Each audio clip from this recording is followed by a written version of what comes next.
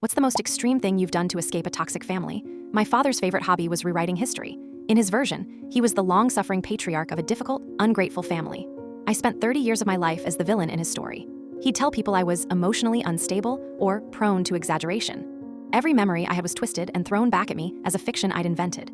If I confronted him about something cruel he'd said, he would look at me with perfect, calm sincerity and say, "I would never say that, you must be remembering it wrong."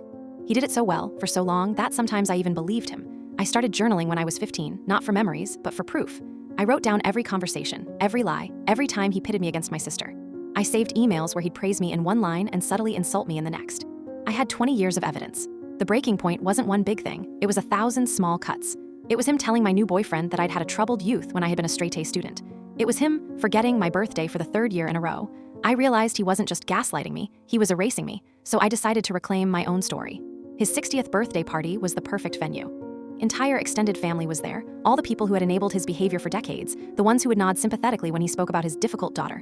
I didn't bring a gift, I brought a dossier. It was a black binder, 3 inches thick. When it was time for toasts, I walked to the front of the room. My father beamed at me, expecting a gushing tribute.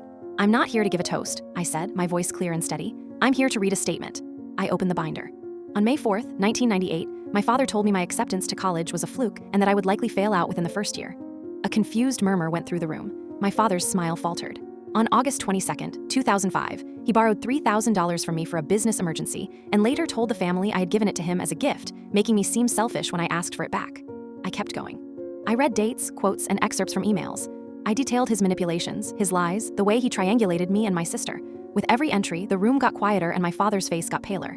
He went from confusion to anger to a kind of slack-jawed horror. This wasn't a shouting match. It was a calm, factual recitation of the truth, backed by 2 decades of meticulous documentation. He couldn't deny it. He couldn't twist it. I had taken his power away by simply presenting the facts. When I finished, I closed the binder. "I am not unstable, I am not dramatic, and I am not a liar," I said, looking directly at him. "I am a reliable narrator of my own life, and in my story, this is where you are written out." I placed the binder on the gift table.